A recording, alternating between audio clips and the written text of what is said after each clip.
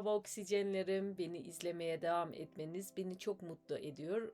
Bunun için sizden teşekkür ediyorum. Bugünkü konumuz narsizm ve manipülasyon. Narsist bir insan nasıl manipüle eder ve manipülasyonu nasıl anlaşılır? Manipülasyonlar genelde duygusal manipülasyonla başlar. Manipülasyonu anlamak için duygusal manipülasyonun ne olduğunu anlamanız lazım. Duygusal manipülasyon genelde kişinin kendi çıkarı için gerçekleştirdiği ve diğer kişi üzerinde avantaj elde etmek için direkt veya dolaylı bir şekilde sergilediği bir tutumdur. Manipülasyonu yapan kişinin asıl amacı güç sağlamak ve böylece kontrolü ele geçirmektir.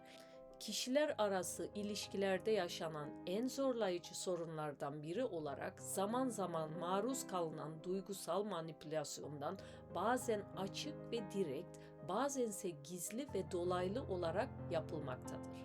Narsistlerin sıkça kullandıkları yöntemlerden biri ise karşısındakini taklit etmek ve kopyalamaktır. Peki bunu nasıl yapar? Bunu ilişkinizin başında sizi analiz ederek yapar. İster romantik bir ilişki olsun, isterse iş ilişkisi, isterse arkadaşlık ilişkisi olsun, narsist kişi bir ilişkide ne aradığınızı dikkatlice inceler ve bu inceleme sonucu sizin hoşlandığınız gibi davranmaya başlar. Eğer romantik bir ilişkide aradığınız incelikse, onlar kesinlikle dünyanın en ince insanlarıdır. Eğer bir dostlukta aradığınız içtenlikse, onlar dünyanın en içten insanıdırlar. Böylece isteklerinizi ve arzularınızı kopyalar ve size geri yansıtır. Bunu yaparak aradığınız her şeyin onda olduğu izlenimini verirler ve siz de onu öyle zannedersiniz. Hatta sadece aradığınız şeyleri değil, aynı zamanda sizi de kopyalayabilirler. Bu kopyalama sizin fiziksel özelliklerinizin üzerinden yapılabilir. Örneğin sizin giyim tarzınızı, konuşma tarzınızı, ses tonunuzu aynı şekilde taklit edebilirler. Özellikle de aynı cinsiyetten bir narsistle olan arkadaşlık ilişkilerinde bu oldukça yaygındır. Arkadaşınız yavaş yavaş sizin kimliğinize bürünür, ancak bunu öyle sinsi bir biçimde yapar ki hatta siz onları taklit ediyor gibi bile görünebilirsiniz. Bununla kalmayıp sizin sevdiğiniz şeyleri de kopyalayabilirler. Örneğin siz doğada yürümeyi seviyorsunuz. Onlar da doğada yürümeyi seviyorlardır. Siz bir kahve içmekten keyif alıyorsunuz. Onlar da bundan keyif alıyorlardır. Siz ise bu durumu ortak noktalarınız olduğunu yorumlayabilirsiniz. Ancak gerçekte olan sizdeki özelliklerin size geri yansımasıdır. Sadece isteklerinizin ve fiziksel özellikleriniz de değil, karakteriniz ve değerleriniz de kopyalanabilir.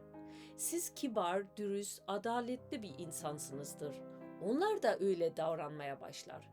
Siz onlara bakıp ne kadar da harika insanlar olduklarını düşünseniz de aslında onların yansıttığı size sizin kendi özelliklerinizdir.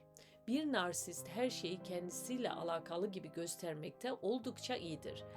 Siz bu özelliklerin onlarla ilgili olduğunu düşünürken aslında yaptıkları size bir ayna tutup bütün özelliklerinizi size geri yansıtmaktır. Peki duygusal manipülasyonun işaretlerini nasıl anlarız? Eğer karşınızdaki kişi duygusal olarak ısrarla kendi isteklerinden bahsederse, bunu yaparken sizin ihtiyaçlarınızı hesaba almazsa bilin ki bu duygusal manipülasyondur. Manipülatör genelde istediklerini elde etmek için gerçeği değiştirir.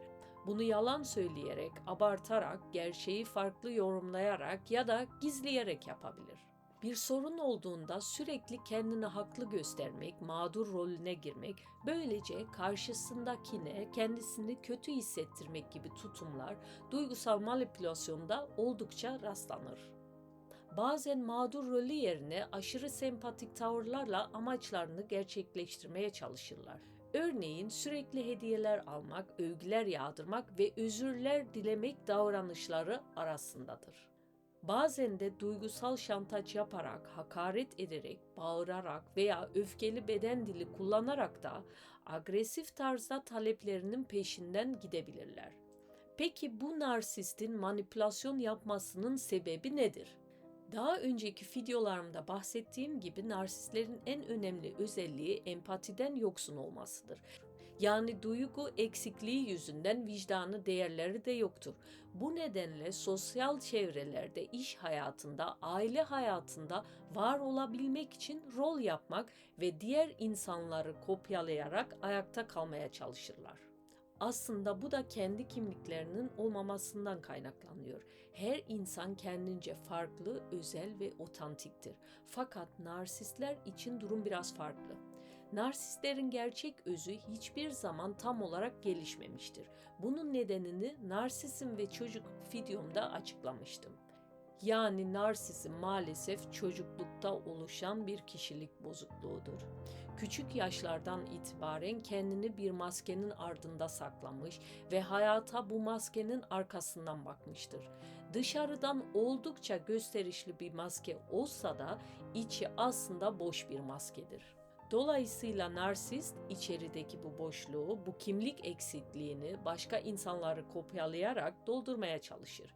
Birinin bakışını, birinin gülüşünü, başka birinin fikrini çalarak kendini tam bir insan haline getirmeye çalışır. Narsistler kendinde olmayan duygusal boşluktan dolayı başkalarını sıklıkla kıskanırlar. Bu duygusal boşluğu doldurabilmek için başkalarında olan, kendisinde olmayanı devamlı kopyalama yolu ararlar. Örneğin siz çok mütevazı bir insansınız. Narsist de aynen sizin mütevaziliğinizi taklit eder.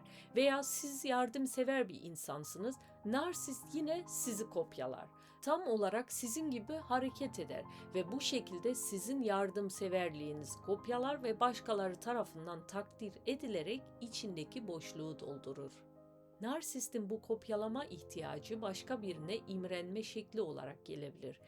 İmrenme beğendiği bir kimseye ya da şeye benzemeye çalışmaktır.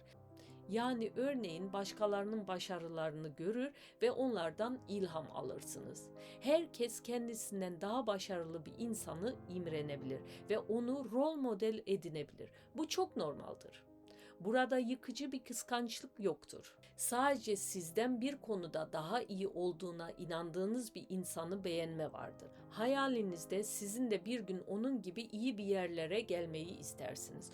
Oysa narsist nasıl bende olmayan bir şey onlarda olabilir diye düşünebilir. Kendisinden daha zeki ve yetenekli insanları görmek istemez.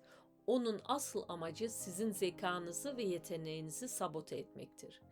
Birçok durumda onlar sizin özelliklerinizi kopyalar ve yavaş yavaş sizin yerinize geçerlerken siz tam tersine kendi özelliklerinizi kaybedebilirsiniz. Narsistlerin kullandıkları diğer manipülasyon yöntemi ise sessizliktir. Sessizlik kimi zaman yalnız kalıp başımızı dinlemek veya bazı insanlarla aramıza mesafe koyarak dışarıdan bir gözle görmeye sağlayan sağlıklı bir yöntemdir. Burada bahsettiğim yapısı gereği sessiz ve sakin veya içe dönük bir kişilikten bahsetmiyorum. Burada vurgulamak istediğim susmayı bir silah olarak kullanan insanlardan bahsediyorum. Yani özellikle de narsistlerden bahsediyorum. Narsistlerin hayatlarındaki en önemli özelliklerinden biri güç ve kontroldür.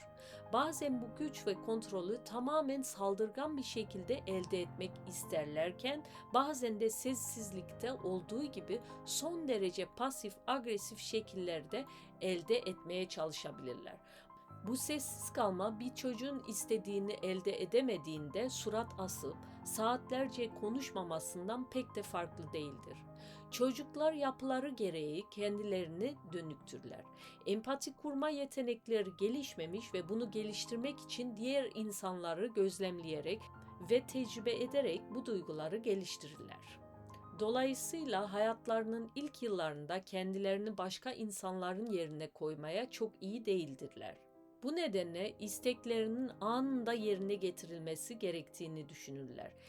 İstekleri gerçekleşmediğinde ise karşılarındaki insanların sınırlarını zorlayabilir veya inatçı bir öfke sergileyebilirler. Öte yandan yetişkin bir narsist de isterse çok zeki, çok başarılı ve çok tecrübeli olsun, onun duygusal anlamda gelişmişliği bir çocuğunki gibidir. Peki nasıl olur bu sessiz manipülasyon? Konuşmaya çalıştığınız kişi sizi duymazdan gelir.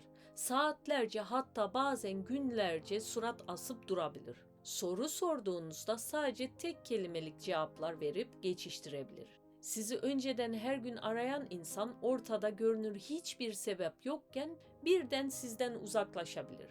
Sizi aramamaya, sormamaya başlar. Mesajlarınıza çok geç döner veya bazen hiç dönmez. Bunu yaparak hayatınızdan gitme amacı yoktur. Bir narsistin sessizliğindeki asıl amaç sizi cezalandırmaktır. Örneğin belki bir ortamda onun fikrine katılmamış, hatta tamamen zıt bir fikri savunmuşsunuzdur. Fikir ayrılıkları zihnen sağlıklı yetişkin bir insanı etkilemezken bir narsisti içten içe parçalayabilir. Bu onların çok derinlerde gömdükleri özgüvensizlikleri ve yoğun utanç duygularını alevlendirir. Utançlarının yükünü sizin omuzlarınıza atıp kurtulmak isteyebilirler. Narsistlik ilişki olanların bir kısmı zaten her şeyin suçunu kendilerinde aramaya eğilimi gösterirler ve kolaylıkla narsistlerin duygusal yüklerini kendi omuzlarına alabilirler. Belki kendinize ve çevrenize daha fazla vakit ayırmak istemişsinizdir. Bu sefer de onlar bunu bir reddetme olarak algılamış ve içlerindeki kaybetme korkularını tetiklemiş olabilir. Karşılığında sizi sessizlikleriyle sınayarak kötü hissettirebilirler. Hem bu şekilde kendi kaybetme korkularını da size yansıtmış olurlar. Sevdiğiniz insanın sizden uzaklaştığını görünce bu sefer siz onları kaybetme korkusuyla dolabilirsiniz. Onları kaybetmeme isteğiyle zamanla daha fedakar ve kendinden ödün veren bir insana dönüşebilirsiniz. Belki de sadece bir noktada isteklerini geri çevirmiş ve onlara hayır demişsinizdir. Narsistler bu kelimeden hoşlanmazlar. Bu kelime onlara üstün olmadıklarını ve her şeyi doğuştan hak etme gibi yeteneklerin olmadığını hatırlatacaktır. Onların kendileri hakkındaki fantazilerini ve kim olduklarına dair illüzyonlarını bozmaya teşebbüs etmeniz, sessizlikle cezalandırılmanız için yeterlidir. Ortada görünür önemli bir neden yokken sevdiğiniz bir insan size bu şekilde davranmaya başlarsa doğal olarak nedenini sorgularsınız. Sorunun sebebini anlamaya ve gerçeği öğrenmeye çalışırsınız. Özellikle de empatik bir insansanız fark etmeden onu kırıp kırmadığınızı merak edersiniz ve sorular sorarsınız. Neden bu şekilde davrandığını, neden sizinle konuşmadığını, neden böyle surat astığını sorgularsınız. Öte yandan bu sorular onlar için hiçbir anlam ifade etmiyor gibi görünür. Size belki günlerce sessiz muamele yapmış olsalar bile sonrasında hiçbir şey olmamış gibi davranabilirler. Bu durum karşısında tepki vermeniz ve öfkelenmeniz oldukça doğaldır. Ancak bu tepki ve öfke onları değil sizi kötü hissettirecektir. Geçmişte bu anlattıklarımı tecrübe ettiğiniz uzun süreli bir ilişkiniz olduysa veya hala bu ilişkinin içindeyseniz, zamanla içiniz yakıcı bir öfke duygusu veya derin bir üzüntü ile dolabilir. Kendi duygularınıza anlam vermez hale gelebilir, bu öfkeyi ve üzüntüyü kendinize çevirebilirsiniz. Size tavsiyem olayları her zaman biraz daha uzaktan görmeye çalışmanızdır. Öfkelenmeniz ve üzülmeniz için illa birinin size açık bir şekilde kötü davranması gerekmez. Sessizlikte olduğu gibi daha görünmez, daha pasif agresif yollarla ihmal edildiğinizde de sinirli ve kırgın hissetmeniz oldukça doğaldır.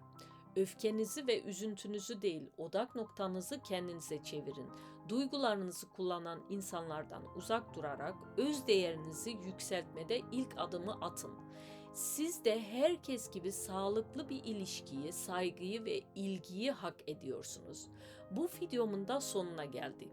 Beni takip etmek istiyorsanız abone olmayı unutmayın. Oksijenlerim benim.